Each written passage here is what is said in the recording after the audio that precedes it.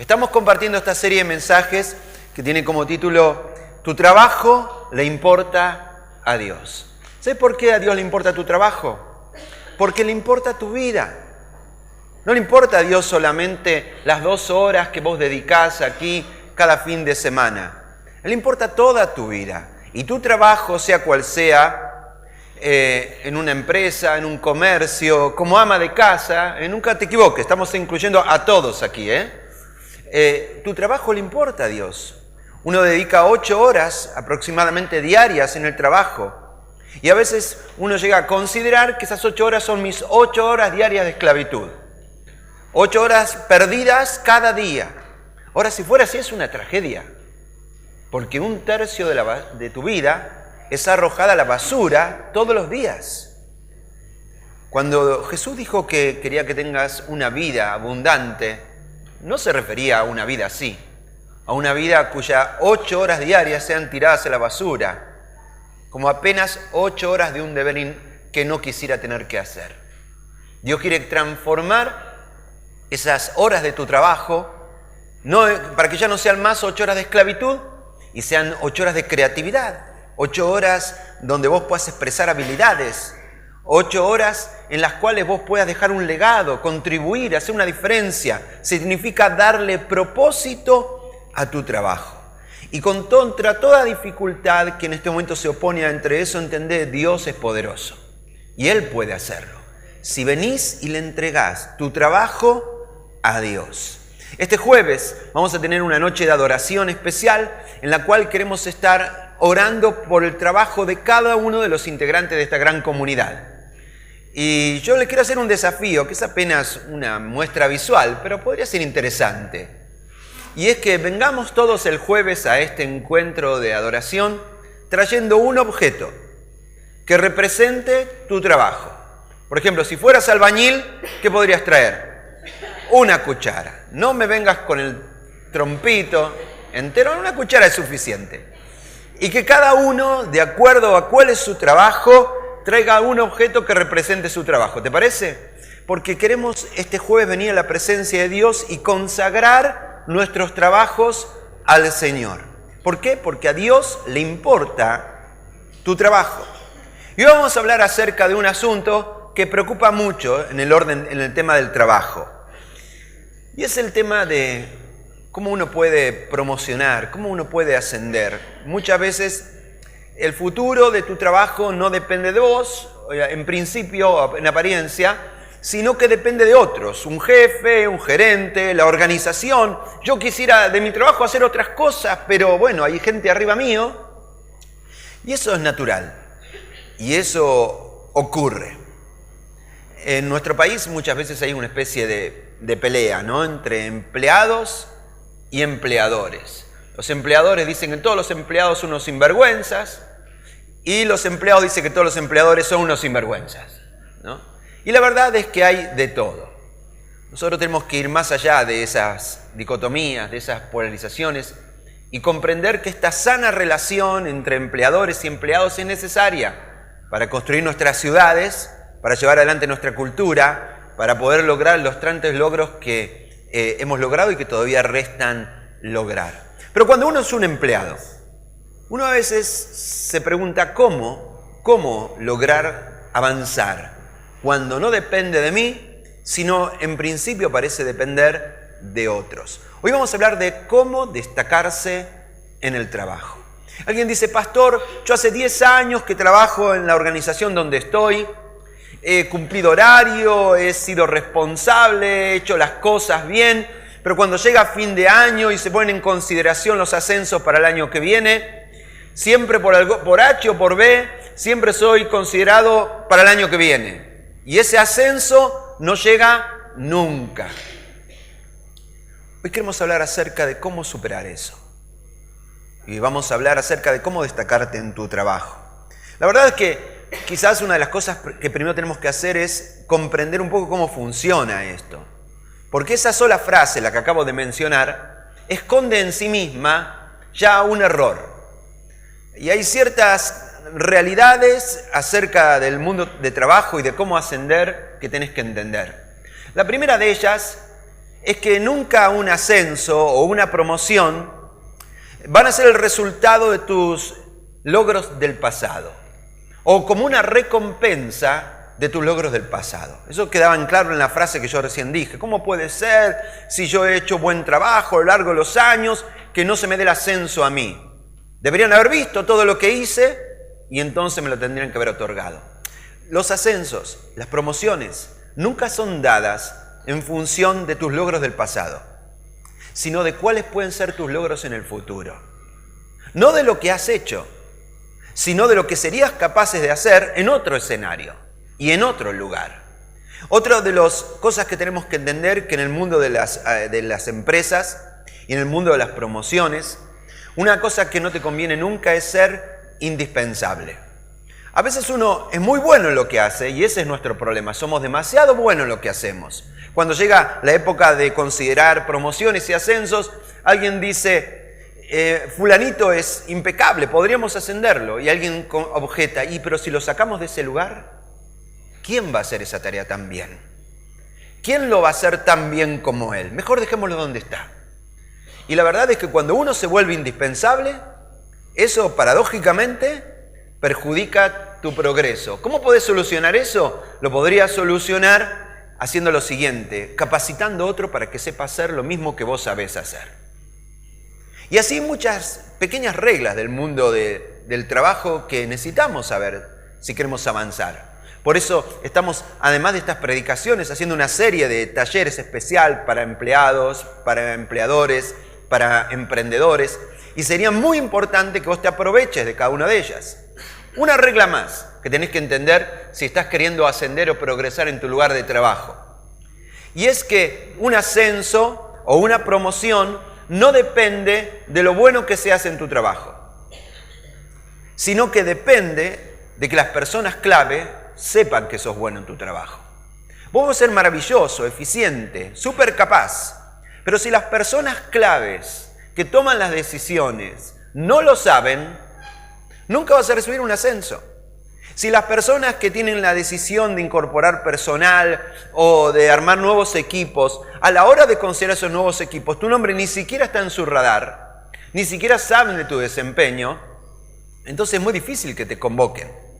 Hace unos días atrás hablaba con un profesional que él trabaja freelance para diferentes empresas y él me comentaba de que últimamente estaba pasándola muy mal porque no tenía trabajo. Y yo me explicaba todo lo que le estaba haciendo. Y yo digo, tu problema no es tu desempeño, vos sos súper eficiente en lo que sabes hacer. Tu problema es que las personas clave en esas empresas, a quienes deberían darte trabajo, ni te conocen. No saben que existís. Cuando se genera una vacante de trabajo, tienen 2 o 3 nombres y tu nombre no está ahí. Por lo tanto, sé inteligente. Invertí tiempo en que esas personas te conozcan. Nada más que eso. Que te conozcan, al menos estar en el radar de las decisiones que ellos van a tomar. Yo sé que cuando hablo de estas cosas, alguno puede decir, pero pastor, a mí no me gusta hacer eso. Eso de ir por ahí diciendo, miren, soy yo, qué bueno que soy, eso de andar alardeando de mis virtudes y capacidades, no es algo que me gusta hacer. No me malinterpretes. Yo no estoy hablando de alardear, ni de hacer autobombo, como decimos a veces nosotros aquí, ¿no? Me refiero de dejar que lo bueno que sos se vea. Así de simple. Que lo bueno que sos pueda ser visto por otros. De hecho, es algo que la Biblia dice y que nos enseña que debemos hacer.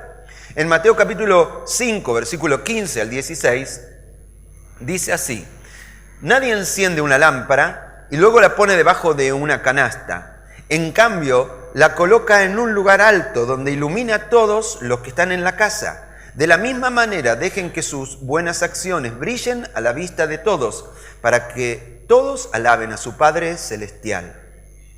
Presta atención. Lo que dice aquí, lo que está diciendo aquí, es que Dios no quiere que pases de incógnito. Dios quiere que brilles, que tus buenas acciones, que tu buen desempeño, que tus habilidades sean vistas por todos. No para tu vanagloria, sino para su gloria. Y para su gloria Dios quiere que brilles. Así que esto es el desafío de Dios. Donde quiera que estés, ya sea empleado o a cuenta propia, en cualquier ámbito donde te muevas, Dios no quiere que estés de incógnito. Dios no quiere que pases desapercibido. Él quiere que brilles. Decí conmigo, Dios quiere que brille. No te voy a cantar una canción de los Redonditos de Ricota, pero Dios quiere que brilles. Y quiere que brilles en tu lugar de trabajo. No para tu vanagloria, sino para su gloria. Así que hoy vamos a hablar acerca de esto, de cómo brillar para la gloria de Dios en el lugar donde estás. Y para eso vamos a prestar atención a la historia de un hombre que es un ejemplo de todo esto. Este hombre se llamó José y su historia está en el primer libro de la Biblia, en el Génesis, en el capítulo 37. Así que si tenés tu Biblia, te invito a que la abras conmigo, porque básicamente todo lo que vamos a hablar hoy está basada en esta historia. Esta historia de un muchacho llamado José. Su historia ocupa varios capítulos y si tuviera que leerlos todos, esto sería muy largo. Déjame hacerte una breve reseña. José era hijo de Jacob. José era el penúltimo de 12 hermanos. José era muy querido por sus papás. La Biblia nos da un detalle, dice que tanto lo quería papá y mamá que le hicieron una túnica especial para él de todos colores. Era un nene de papi y mami. Además, José tenía un problema. No sé si era una virtud o un problema, a veces se mezclan las cosas, ¿no? Y es que no podía evitar decir la verdad. Y eso a veces lo transformaba en un buchón. ¿Por qué? Porque su papá lo mandaba a enviarle provisiones a sus hermanos que estaban internados en el campo, cuidando el ganado o haciendo otros quehaceres. Y cuando él regresaba al campo, su padre le preguntaba, ¿y cómo fue? ¿Cómo viste a tus hermanos? Y el muchacho decía todo. No podía evitar decir la verdad. Así que eso lo transformó en un buchón, por lo cual sus hermanos no lo tenían bien visto.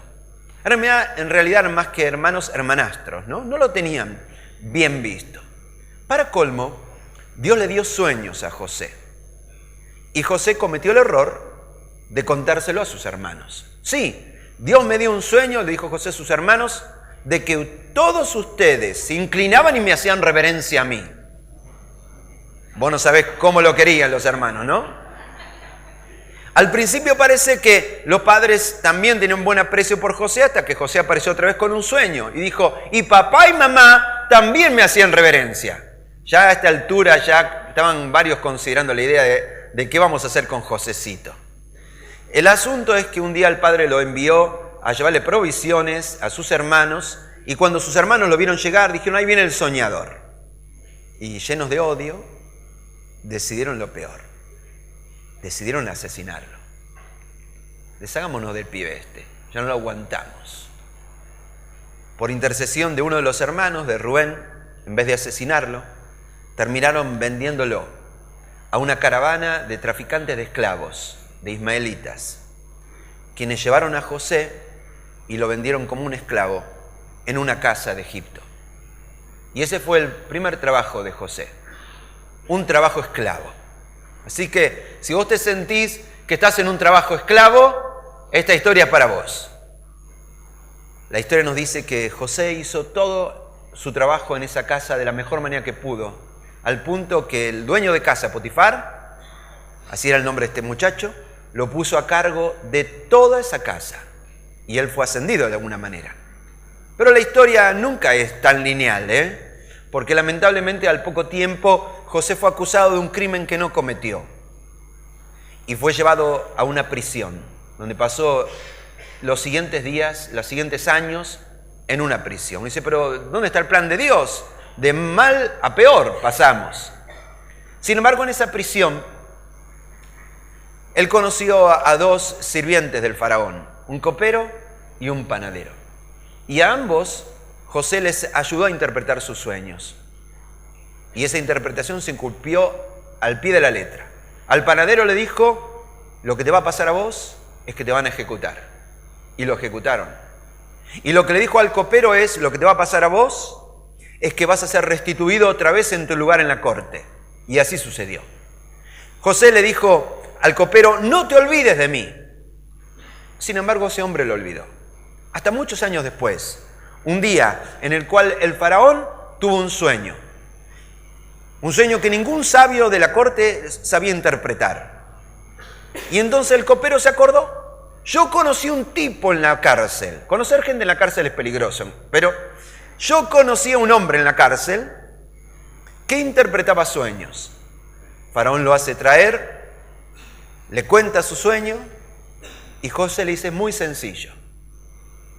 Esas 7 vacas gordas que usted vio en su sueño son 7 años de prosperidad.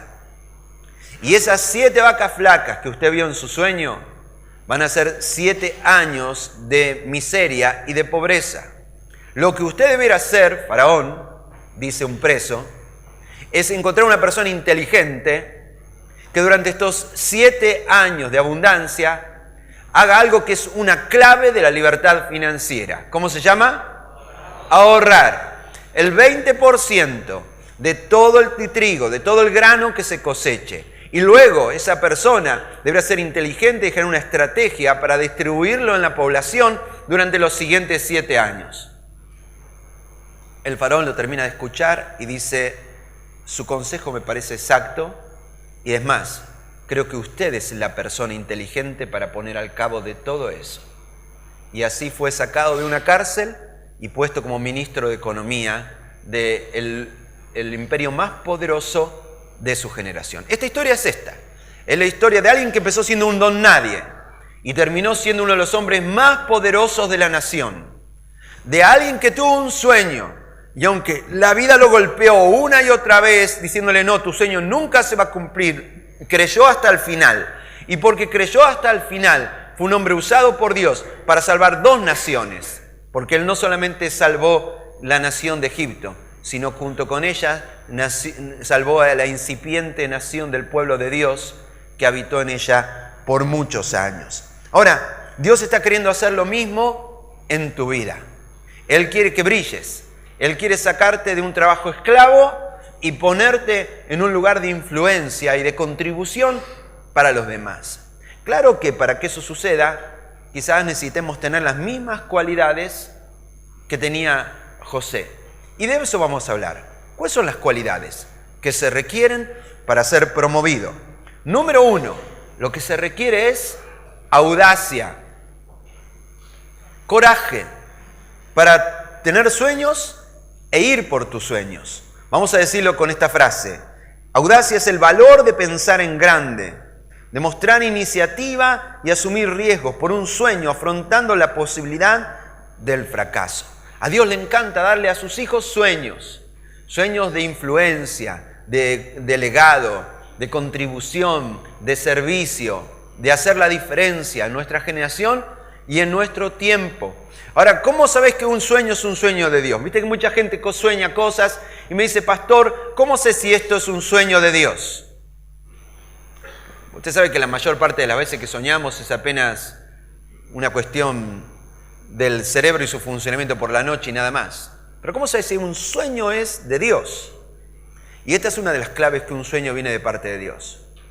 Es que representa un desafío que te hace temblar los pies. Cuando vos estás frente a un desafío temible que te involucra, te impulsa a lo imposible, es muy probable que eso sea un sueño que viene de parte de Dios. Ahora, Dios requiere personas audaces que no se queden diciendo yo tengo un sueño, sino que vayan por ese sueño. La Biblia dice en Génesis 37, verso 5, que José tuvo un sueño y cuando se lo contó a sus hermanos, estos le tuvieron más odio todavía. Cuando se lo contó a sus padres y a sus hermanos, su padre lo reprendió. ¿Qué quieres decirnos con este sueño que has tenido?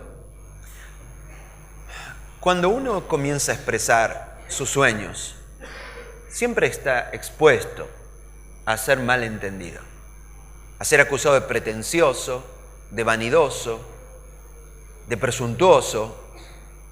A veces esa es la razón por la cual no vamos por nuestros sueños.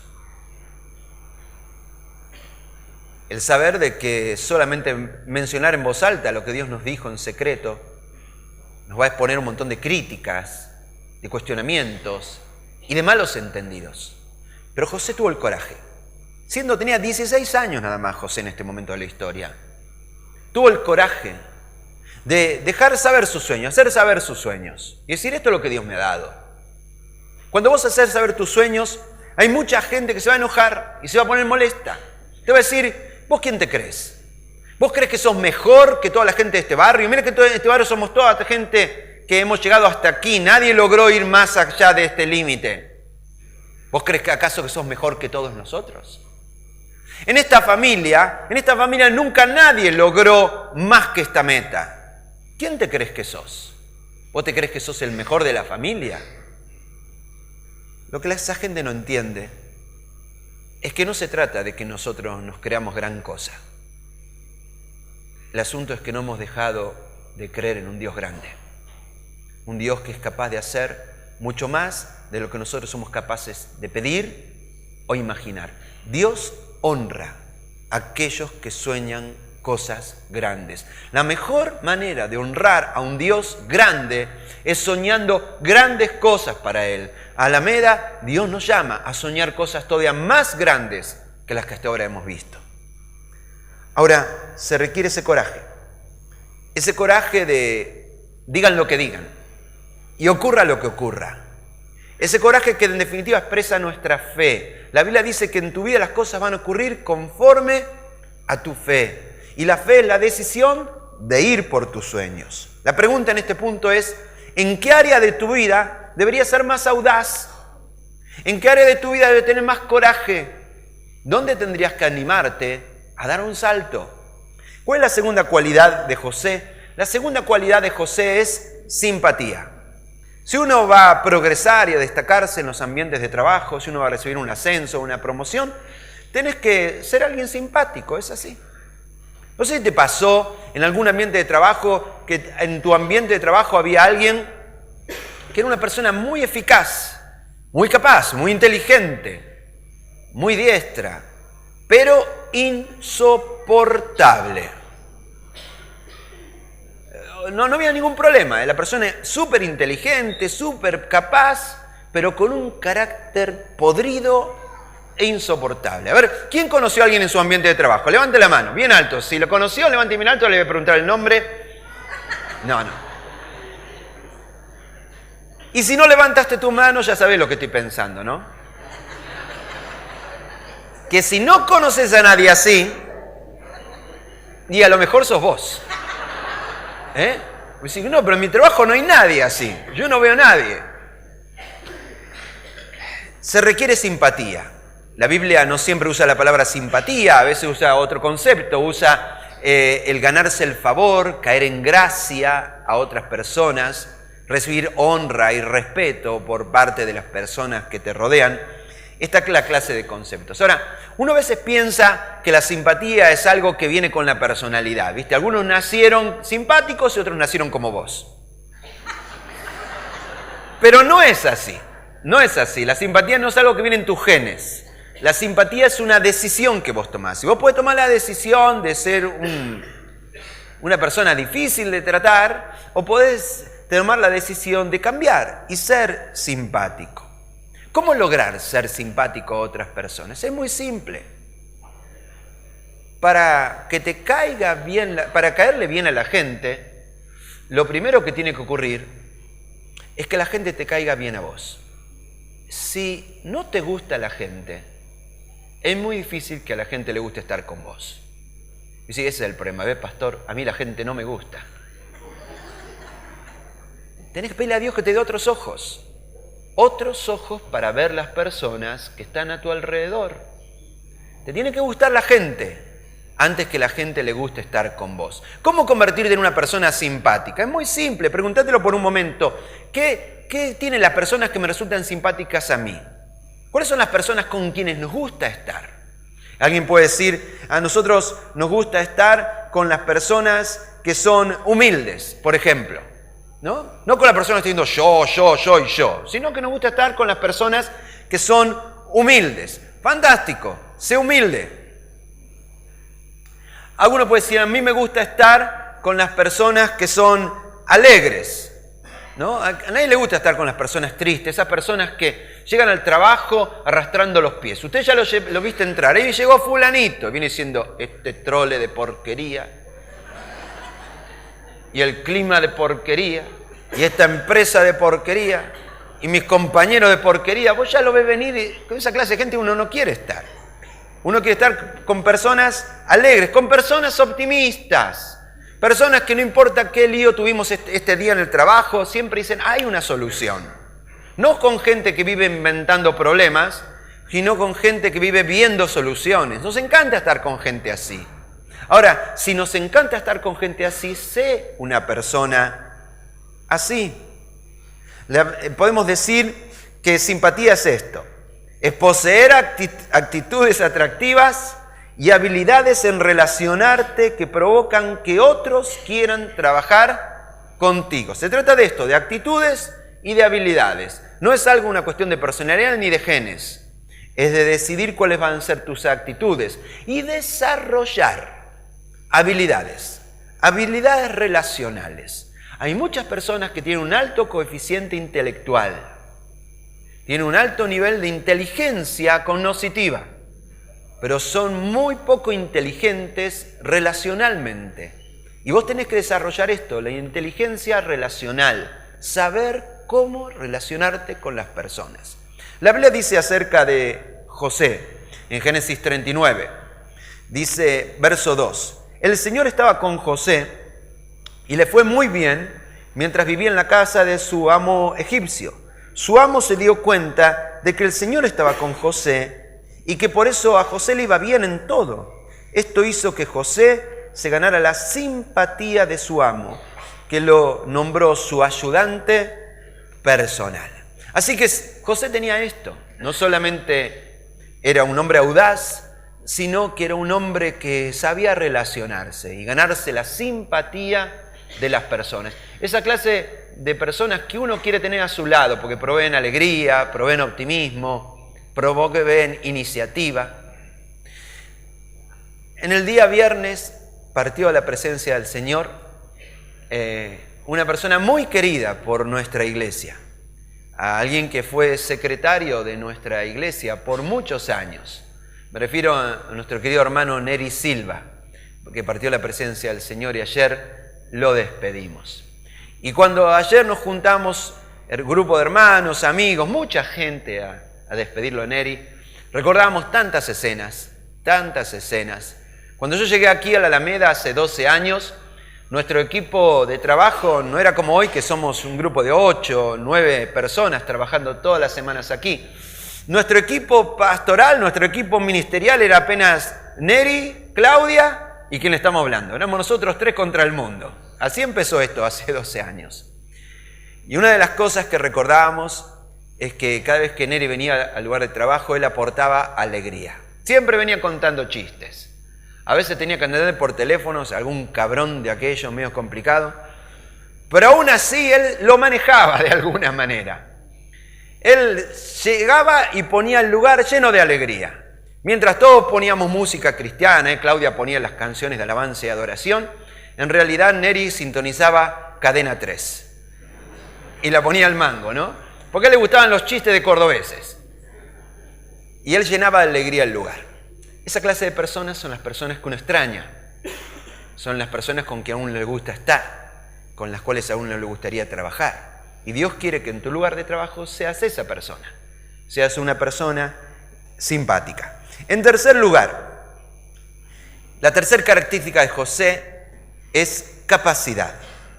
Y como ya te dije, no capacidad en vista al futuro, en el pasado, perdón, sino en vista al futuro.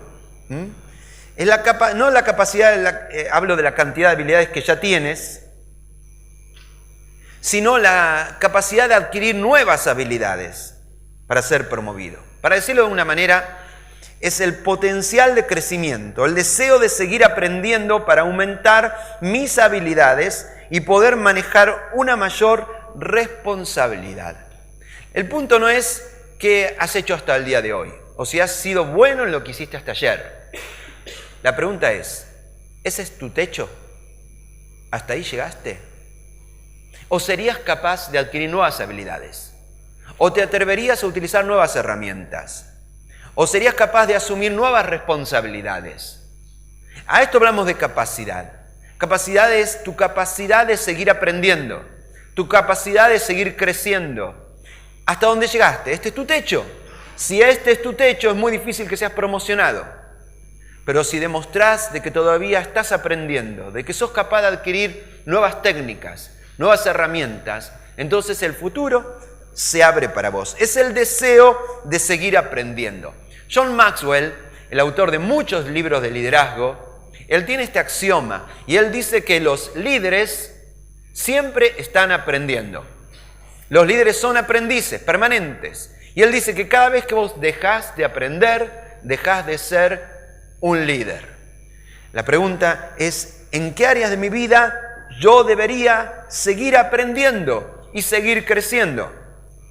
José logró crecer y destacarse donde quiera que estaba porque él estaba dispuesto a adquirir nuevas habilidades. Dice en Génesis 39:4 que su amo lo puso a cargo de toda su casa y de todas sus posesiones.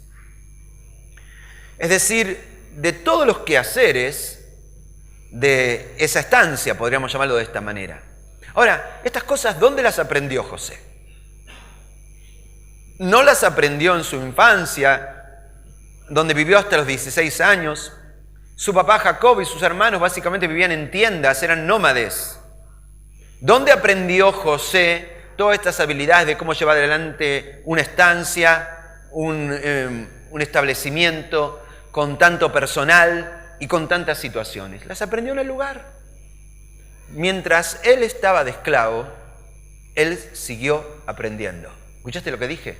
Mientras él estaba en una situación de esclavo, eso no era un límite para que él siga aprendiendo. Conocemos muchos casos de personas que han estado en la cárcel y decidieron, no voy a perder mi tiempo solamente aquí en este lugar, voy a aprovechar para estudiar, para aprender nuevas cosas. Y puede ser que en el trabajo donde estés, hoy por hoy, no se estén dando muchas chances de crecimiento. Te sientas en un trabajo esclavo. Quizás eso no lo podés evitar, pero podés evitar estancarte, ¿sí? Mientras tanto, te pones a estudiar, te pones a prepararte, a adquirir nuevas herramientas. A veces en la vida laboral y en el ciclo de vida de un trabajo hay tiempos de producir y hay tiempos de aprender. Yo siento que eso me ha pasado varias veces en mi vida ministerial y profesional. He tenido tiempos donde la meta era adquirir nuevas herramientas y nueva información.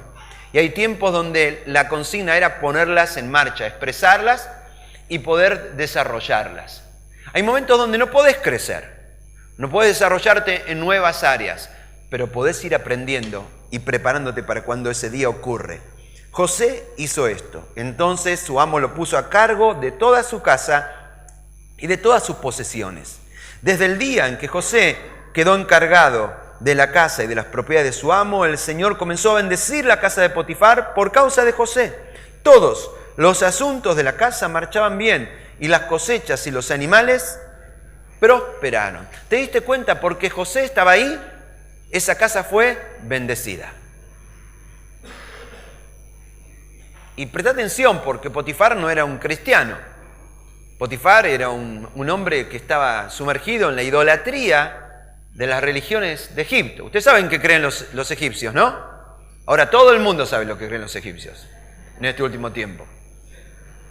Y ya sabe por qué se lo digo. Ahora, Potifar no era un cristiano, no era un creyente, un cristiano mucho menos, ¿no? No era un creyente. Ese hogar estaba entregado al paganismo, probablemente, completamente. Sin embargo, porque había un hijo de Dios ahí, ese lugar fue bendecido. La pregunta es, ¿el lugar donde vos estás trabajando está siendo bendecido? ¿Está progresando tu lugar de trabajo porque vos estás ahí? Y porque vos estás ahí haciendo la diferencia. Dios quiere eso, quiere que brilles. Y una manera de brillar es que donde quiera que estés, hagas bendecir el lugar donde estás. Hay una cualidad más, la cuarta cualidad de José, que lo convirtió en un hombre y un candidato para ser promovido por Dios y ascendido por Dios a nuevos desafíos. Y es confiabilidad. Los cristianos somos llamados a ser personas confiables. Y ser confiable es algo muy sencillo. Es que lo que decís, lo haces. Y cuando das tu palabra, la cumplís. Eso yo lo aprendí de mi padre. Ya les he contado otras veces, mi padre era un simple carpintero. Y yo sé mucho del mundo de trabajo de mi papá, porque mi papá cuando llegaba la noche y cenábamos juntos en familia, él básicamente hablaba todo con mi mamá y nosotros estábamos ahí escuchando todo lo que conversaban. Y más de una vez mi padre llegaba a casa y decía a mi mamá, le decía, mi amor, creo que en este último trabajo nos va a ir mal porque me quedé corto en el presupuesto. Yo pensé que este trabajo lo podía resolver en 2 días y ya lleva 4 días y creo que me va a llevar un día más. Me equivoqué, calculé mal y pasé un presupuesto muy bajo. Entonces mi madre le podía decir, ¿y por qué no hablas con tu cliente? Le explicás la situación, le decís, mirá, me equivoqué, calculé mal. Y mi padre decía, no, yo di mi palabra y tengo que cumplir con mi palabra. La Biblia nos enseña eso. Mi padre no era un gran lector de la Biblia, pero si hubiera leído el Salmo 15, hubiera descubierto que en el Salmo 15 dice exactamente eso, que el hombre que camina en la presencia de Dios es que cuando promete algo lo cumple aún en perjuicio propio. Eso es confiabilidad. Cuando uno da su palabra y la cumple, aun cuando para cumplir esa palabra tengas que hacer un sacrificio. Podemos escribirlo de esta manera.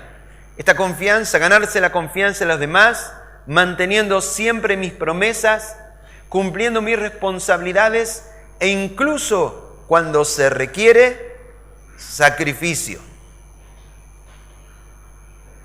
Es dar tu palabra y cumplir tu palabra. El trabajo va a estar para el miércoles. Y si dijiste que el trabajo está para el miércoles, ¿para cuándo va a estar? Para el miércoles. Aunque eso signifique quedarte la noche anterior trabajando. Aunque eso signifique que ando a hacer horas extras que no te van a pagar. Aunque eso signifique un sacrificio. Esta clase de personas hoy en día no son fáciles de encontrar, ¿no? Pero cuando las encontrás, brillan.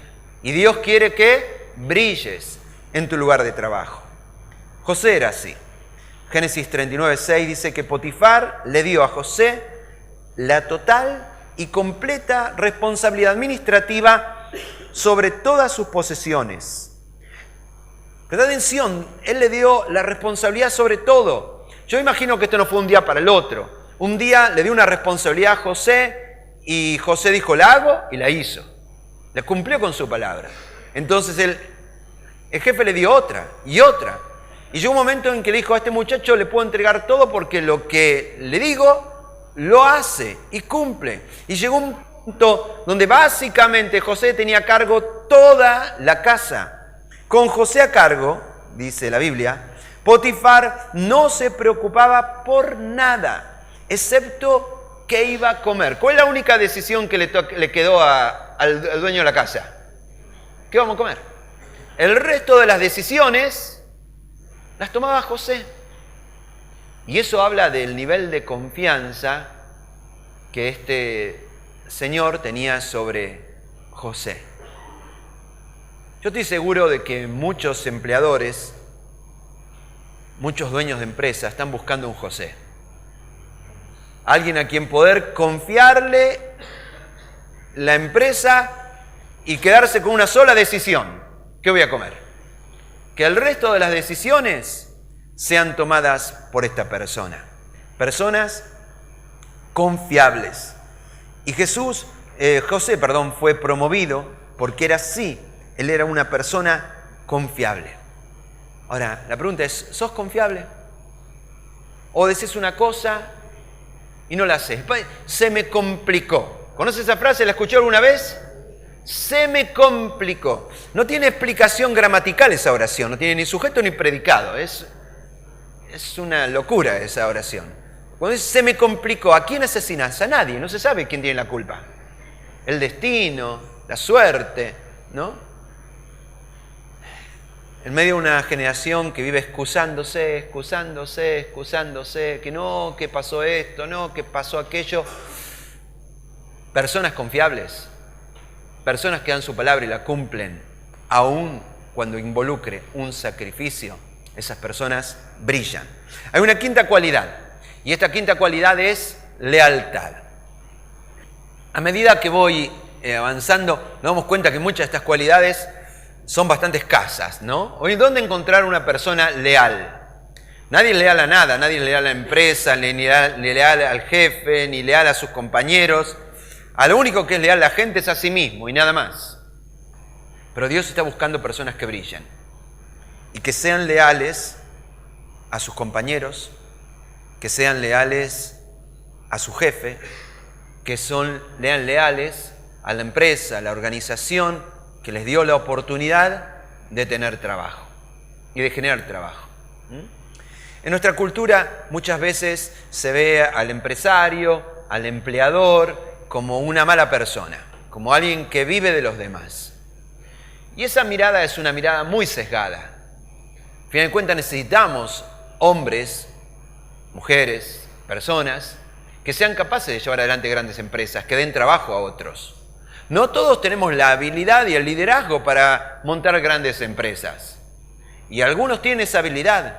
Y a aquellos que se les ha dado esta habilidad para levantar grandes empresas, debemos orar por ellos. Porque ellos son los que tienen la capacidad de generar negocios, generar empresas que después dan trabajo a muchos de nosotros. Muchos de nosotros que no somos capaces de montar esa clase de empresas o esa clase de emprendimientos. En cambio, en vez de ver a los empresarios y a los empleadores como enemigos, debiéramos verlos como servidores de la comunidad, personas que están haciéndole un bien a la comunidad. Claro que siempre hay extremos, y hay gente que se transforma en personas que usan a los empleados. Pero en principio no sería bueno poner a todos en una misma bolsa, porque si no entramos en una locura. Los empleadores dicen que todos los empleados son unos vagos, y los empleados dicen que todos los empleadores son unos vividores. Y si esa es toda la realidad, y bajemos la cortina, vayámonos, ya no hay más nada que hacer. Necesitamos buenos empleados y buenos empleadores. Necesitamos ambas cosas si queremos construir ciudades mejores, si queremos crear sociedades mejores, si queremos tener un país mejor. Pero empecemos cada uno por nuestro lado. Seamos leales. ¿Sabes lo que significa ser leal? Ser leal, podemos resumirlo en algo muy sencillo, pero muy, muy sencillo. Ser leal es no hablar mal del que no está. Eso es lo típico, ¿no? A media mañana, en esos 15 minutos que se dan el trabajo para ir a tomar un cafecito, se juntan todos los empleados y ¿qué se dedican a hacer? ¿Qué pueden hacer en esos 15 minutos? Sacarle el cuero al que no está. Así es. No vino fulanito, aprovechemos. Es el día, hoy le toca a él. Y se ponen a hablar mal de todo el mundo. Ahora, ¿sabes cómo se llama eso? La Biblia lo llama chisme. Y la Biblia es muy clara en decir que el chisme destruye familias. El chisme destruye empresas, naciones, iglesias. Dios detesta el chisme. Podrías leer el libro de Proverbios que leímos la semana pasada y solamente subrayar la cantidad de textos de la Biblia que hablan de la manera en que Dios detesta el chisme. ¿Por qué? Porque es deslealtad. Y desleal es aquel que habla de quien no está presente.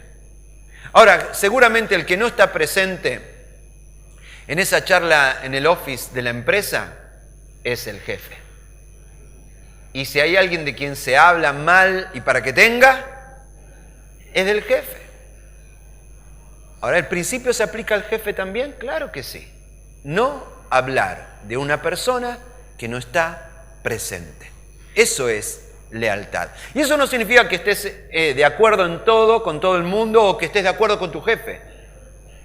Lo que significa es que en todo caso sabés que si estás en desacuerdo con algo lo tenés que decir de la manera correcta, de la manera leal, que es mirando a esa persona a los ojos y diciéndosela de frente, nunca de espaldas.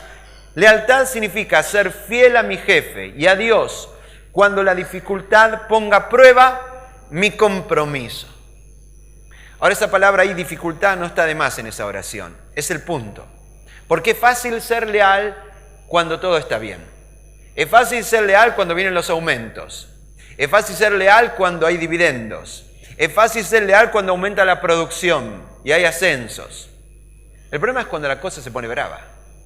Cuando viene la recesión, cuando la empresa no gana la licitación, cuando viene la reducción de personal, cuando de pronto vamos a tener que trabajar medio horario porque la empresa ya no logró las mismas contrataciones que tenía el año pasado para trabajar, cuando las papas queman, cuando las cosas se complican, y ahí sale a la luz a veces todo, ¿no? Lo mejor y lo peor de la gente. Ahí empiezan las traiciones entre compañeros de trabajo, las traiciones entre empleados y jefes, entre empleadores y empleados. Son los momentos duros donde se pone en juego realmente si sos una persona leal. Cuando todo anda bien nos damos flores, nos regalamos flores entre todos. Pero cuando la cosa se pone brava, ahí te das cuenta quiénes son los traidores y quiénes son los leales. Y quiero decirte algo, Dios está más interesado en tu carácter que en tu carrera. Por lo tanto, vas a ser probado. Ya te lo expliqué la semana pasada. No es que tal vez vengan dificultades. Van a haber tiempos duros. ¿Por qué? Porque Dios quiere probar tu carácter. Y quiere probar si sos leal o sos un traidor como tantos otros. Y tu lealtad tiene que ver con esto. La Biblia dice que José, continúa el relato en el capítulo 39, verso 6, José era un joven muy apuesto y fornido, así medio parecido a tu pastor. Y la esposa de Potifar pronto comenzó a mirarlo con deseos sexuales. La esposa de su jefe. Ven, acuéstate conmigo, le ordenó ella. Esta es la razón por la cual le pedimos que los niños vayan a Generación Extrema. Porque no toda la Biblia es apta para todo público. Ven y acuéstate conmigo, le dijo la mujer, le ordenó ella. Pero José se negó. Ahora presten atención, José empieza a dar razones de por qué no va a acceder a ese pedido. Esta mujer dijo, mi marido se fue, está de viaje por varios días, ya que José es tan bueno en tantas cosas, quizás también sea bueno entreteniéndome. Aprovechemos que mi marido no está. Y este hombre dijo, no. Y ahora va a dar razones de por qué no. Es curioso cuál es la primera razón que le esgrime. La primera razón que le esgrime no es porque mis padres me enseñaron que tener relaciones sexuales fuera del matrimonio es pecado. No, esa no fue la primera razón. Mirá cuál fue la primera razón. José se negó y dijo, mire, mi amo confía en mí. Era una cuestión de lealtad a la persona que lo vio como un simple esclavo, que un día lo vio llegar en una caravana de esclavos y que lo confió en él al punto de ponerlo a cargo de todo y dándole un estatus totalmente diferente. Es lealtad a la persona que un día me vio y me promovió, de la persona que un día me dio una oportunidad, de la persona que me dio esta oportunidad que hoy tengo de trabajo. Y a esa persona que te dio esta oportunidad que hoy tenés de trabajo le debes eso, lealtad. Lo cual no es obsecuencia, es lealtad, otra cosa. Y lealtad es no hacer nada a sus espaldas. Después José agrega, ¿no? Me puso a cargo de todo lo que hay en su casa. Nadie tiene aquí más autoridad que yo. Él no me ha negado nada con excepción de usted, porque es su esposa. ¿Cómo podría yo cometer semejante maldad? Sería un gran pecado contra Dios. Ahí introduce la idea de pecado y de Dios. Pero el primer concepto fue lealtad. José tenía la situación servida para dar rienda suelta a algo que podía producirle un placer. En tu trabajo, más de una vez, vas a estar frente a una situación en la cual tengas servido en bandeja llevarte algo que no es tuyo. No hay cámaras que registren lo que pasa, no hay registros ni inventario acerca del asunto. Más de una vez, en tu lugar de trabajo, vas a tener servido en bandeja la posibilidad de llevarte cosas que no son tuyas. Puede ser que no haya ninguna cámara ni nadie te está viendo, pero hay alguien que te está viendo. ¿Quién es? Dios. Y Él está probándote. Está queriendo decir, a ver, si sos un traidor como tantos otros, o sos la diferencia, o sos una persona que brilla con lealtad. Porque cuando Dios encuentra un hombre o una mujer así, Dios se encarga de que vos seas promovido y llevado a más. Hay una sexta cualidad que vemos en José y es integridad. La palabra integridad significa ser de una sola pieza. Cuando una construcción es sometida a un terremoto, un sismo, luego vienen, se hacen pericias, y si no hay ninguna fisura en la construcción, se dice que la construcción permanece íntegra. No ha perdido su integridad, porque permanece siendo de una sola pieza.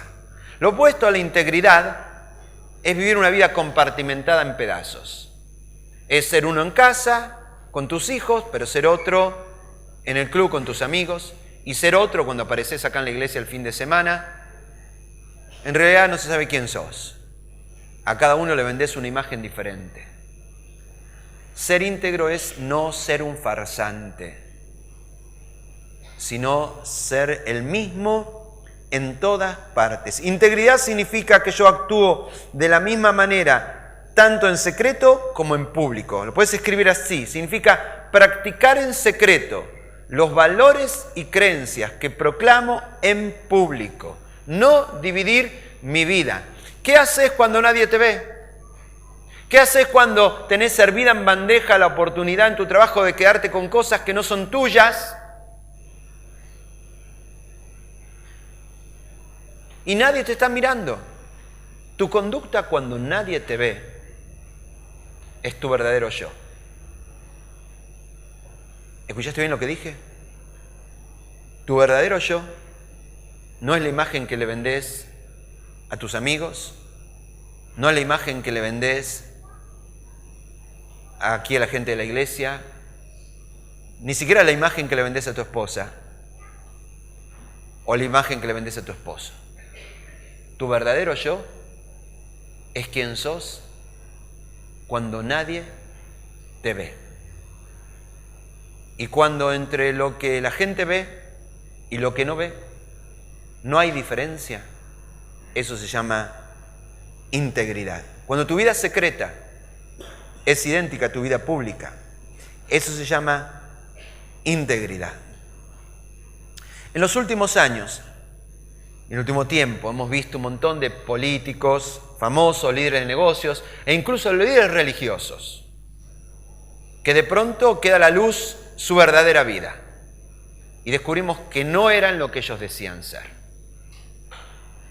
Todo lo que pudieron decir, todo lo que pudieron predicar, todo lo que pudieron proclamar, carece de toda autoridad, porque en realidad eran unos farsantes, eran unos mentirosos. Quiero decirte que el adversario de tu alma no quiere que brilles. Así como Dios quiere que brilles en tu lugar de trabajo, el adversario de tu alma, Satanás, no quiere que brilles. Y él sabe la mejor manera de que no suceda eso, que destruyendo tu integridad. Porque si él destruye tu integridad, todo lo que puede ser predicado en tu lugar de trabajo, todos los buenos y cristianos consejos que has dado en tu vida, todas las veces que declaraste la verdad de Dios, todo eso carece de valor cuando la gente descubre que tu vida es una farsa. El hermanito que venía y hablaba tanto, y mirá lo que tenía escondido. Por eso el adversario va a tratar de atacar tu integridad. Ahora, ya que lo sabés, hagamos algo. No le demos ninguna chance al adversario. Ninguna chance al adversario. Proteger tu integridad. Cuidar tu integridad merece todas las precauciones que haya que tomar, aun cuando parezcan exageradas. Tomar todas las precauciones que tengas que tomar para que tu vida sea transparente todo el tiempo. Proteger tu integridad es proteger todo lo que sos. Por eso merece las decisiones que haya que tomar. Dice que José se enfrentaba a esta mujer periódicamente. Ella insistía a José día tras día. Pero él no accedió a acostarse con ella, o como dice este detalle, ni siquiera a estar con ella. Quizás ella dijo, bueno, está bien, José, no vengas a mi dormitorio, pero ¿qué impide que seamos amigos? Solamente me gustaría tener una conversación con vos. Seamos amigos, ya entendí que vos no querés, que tu religión no te lo permite, no sé, una cosa así. Pero bueno, seamos amigos. Yo necesito a alguien a quien contarle lo que siento y lo que me pasa. Ahora José tomó una decisión, y esa decisión es nunca estar en el dormitorio con ella, pero alguna decisión más, no estar en ninguna parte con esa mujer. Y si te pasa eso en un ambiente de trabajo, te pasa en un ambiente de trabajo que en algún momento alguien cruzó una línea, alguien se insinuó, alguien lanzó una provocación, vos no solamente tenés que asegurarte de no acceder a esa provocación, deberías cambiar de trabajo, deberías cambiar de oficina, deberías asegurarte ni siquiera tener conversación con esa persona. ¿No es muy exagerado? No, no es muy exagerado. Porque esa línea es muy delgadita y muy finita. Y vos sabés que se deshace en cualquier momento. Y vos tenés que proteger tu integridad, cueste lo que cueste. Nosotros sabemos que el adversario quiere golpear tu integridad para derrumbar todo. Los pastores de aquí de la Alameda los somos muy conscientes de eso. Por eso somos muy cuidadosos en establecer un montón de protocolos de cuidado unos con otros.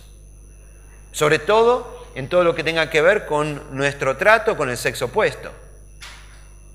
En cuándo, cómo y de qué manera, en todo caso, nos tocaría tener una conversación con una persona del sexo opuesto. Porque conocemos cómo se maneja el diablo. Y sabemos que si un pastor de esta iglesia cae, si comete un error, eso va a afectar a muchas familias. Y no podemos darnos el lujo de que eso suceda. Quizá alguien puede decir, bueno, pues esos son muy exagerados. Yo aprendí algo de uno de mis primeros pastores, y es que cuando me toca llevar con mi auto a una mujer, a una hermana, a su casa o algo así, trato de evitarlo, y si lo tengo que hacer, quizá le diga a esta hermana, ¿podría sentarse en el asiento de atrás? Y yo sé que suena medio como feo, pero pastor, ¿qué piensa? ¿No? Que soy yo, ¿quién? Yo sé que suena medio feo, pero yo prefiero hacer eso. Prefiero hacer eso y cuidarnos, tener como una política de ciertas decisiones que tomamos para cuidarnos. Usted sabe que nuestra sala de entrevistas allí en la casa pastoral tiene un gran ventanal así. Es más, a esa oficina la llamamos la pecera, ¿no? ¿Saben por qué tiene ese ventanal gigante esa oficina? Porque queremos que todo lo que se ocurra ahí adentro sea visto. No queremos que nada ocurra detrás de una puerta cerrada, sino que todo sea transparente. ¿Y por qué hacemos esto? Porque nos cuidamos. ¿Y por qué nos cuidamos? Porque sabemos que el diablo anda como león rugiente buscando a quien devorar. Cuidar tu integridad es extremadamente valioso. Y si tienes que tomar la decisión que tomar, la tienes que tomar. Jesús dijo que si tu ojo te es ocasión de caer, es preferible sacarte un ojo y entrar tuerto al reino de Dios que con los dos a un infierno. Que si tu mano te es ocasión de caer, preferible cortártela. Es preferible entrar con una sola mano al reino de Dios que con las dos terminar en el infierno. Lo que hay que cortar, hay que cortar. Y las decisiones que hay que tomar, hay que tomarlas. Pero proteger tu integridad es lo más valioso. Dios quiere que brilles en tu trabajo y que nadie te voltee y que nadie te derrumbe. Dios quiere que brilles, como dice la Biblia en Filipenses 2:15, lleven una vida limpia e inocente, como corresponde a hijos de Dios, y brillen como luces radiantes en un mundo lleno de gente perversa y corrupta. Esta semana, lamentablemente, todos los ciudadanos de este país hemos estado expuestos a contemplar el espectáculo horrible de la corrupción en nuestra nación. Es como si alguien hubiera destapado una cloaca y ahí se ve todo lo que está, ¿no? Y lamentablemente es algo muy triste para nuestra nación. Este espectáculo de robo, de mentira, en la cual estamos expuestos. Ahora, no te equivoques. Ese no es el problema de algunos, de los que están en Buenos Aires o los que son de determinado partido político o algo así. No. Admitámoslo. Es un problema de todos. Porque el que hoy se roba 5 viromes de su trabajo y se la lleva para su casa, mañana, si tiene la oportunidad, se va a llevar 5 millones. Es una cuestión de oportunidad nada más. Algunos tienen la oportunidad de llevarse 5 viromes y otros tuvieron la oportunidad de llevarse 5 millones. Pero el problema es el mismo. Y el problema lo tenemos todos. Es un problema cultural, un problema que enferma nuestras ciudades, que enferma nuestra cultura, que enferma nuestra nación. Ahora, en medio de un tiempo tan oscuro como el que estamos, donde todo el mundo roba, donde todo el mundo miente, donde nadie cumple su palabra, cuando el cielo está muy oscuro, es cuando las estrellas más brillan. Y Dios nos está llamando a aquellos que son verdaderos hijos de Dios a brillar haciendo la diferencia. Brillen como luces radiantes en un mundo lleno de gente perversa y corrupta. Brillar. Vamos a hacer un acróstico para no olvidarnos de lo que aprendimos hoy. ¿Qué significa brillar? Brillar significa buscar un paso de fe. Brillar significa ser audaz. Tener coraje, tomar tus sueños e ir por tus sueños. ¿Qué significa brillar? Brillar podría significar recomendar a otros. Si hay algo que te puede ganar la simpatía de tus compañeros de trabajo es que vos seas el primer promotor de tus compañeros. En un mundo donde todo el mundo está trepando, donde se serruchan el piso el uno al otro, vos haces algo diferente, vos promovés a otros. Y esos luego te van a promover a vos. ¿Te acordás, José? José le dio ánimo y le dijo al copero, vos vas a volver a la corte del faraón. Y fue ese hombre a quien José promovió en aquel momento, quien luego lo llamó a José para que sea parte de la aventura. Promueve a otros. La letra I, instrúyete y mejora diariamente. Dedícate a aprender, a conocer nuevas tecnologías, a adquirir nuevas herramientas, a desarrollar nuevas habilidades. Mantenete aprendiendo siempre. La letra L, larga las excusas. Borrá de tu vocabulario esa frase, se me complicó. Levanta la mano, decí conmigo, prometo. No repetir nunca más esta frase. Decí la verdad, me quedé dormido. Me quedé viendo el partido. No calculé bien el tiempo, pero basta de decir tontería, basta de excusas. La otra L, limitas tus palabras. Este lunes, cuando vayas a tu trabajo y se junten en el intervalo del café para hablar, vos no hables. Cuando empiecen a sacar el cuero, alguien, no sea cualquiera, de arriba, de abajo, del piso de abajo, del piso de arriba, no importa. Sé que tus compañeros te van a mirar y decir, ¿qué te pasa? ¿Qué te pasa hoy? ¿Qué te pasa hoy que no hablas? Limita tus palabras. Y en último lugar, esa letra A, asegúrate limpio. Asegúrate limpio. Tomá las medidas de precaución que tengas que tomar, aunque parezcan radicales y exageradas. Aunque tengas que cambiarte de oficina y aún cambiar de trabajo. Si tu integridad está en juego, vale la pena cualquiera sea la decisión que tomes. Yo sé que muchos estamos aquí y miramos lo que está pasando en nuestro trabajo y las cosas no pintan bien. Pero no te rindas. Tenés lo que se requiere para mucho más. ¿Escuchaste lo que dije? Tenés lo que se requiere para mucho más. Llamo la atención a algunos textos que ya leímos. Génesis 39:2. El Señor estaba con José, que llegó a ser un hombre próspero. Génesis 39:5. Génesis 39:3. Potifar lo notó y se dio cuenta de que el Señor estaba con José y le daba éxito en todo lo que hacía. Génesis 39:20. Pero aún en la cárcel el Señor estaba con él. ¿Cuál es el denominador común de estos pasajes? Que Dios estaba con él. Y si Dios está de tu lado, ¿quién en contra tuya? Ahora, si estás aquí y todavía nunca tomaste la decisión de establecer una relación seria y profunda con Dios, quizás esa sea la decisión más importante. Porque de la mano de Dios nadie puede interponerse. Dios no quiere que andes por las tuyas, tratando de controlar lo incontrolable. Él está esperando que dejes que Él sea quien controle cada área de tu vida.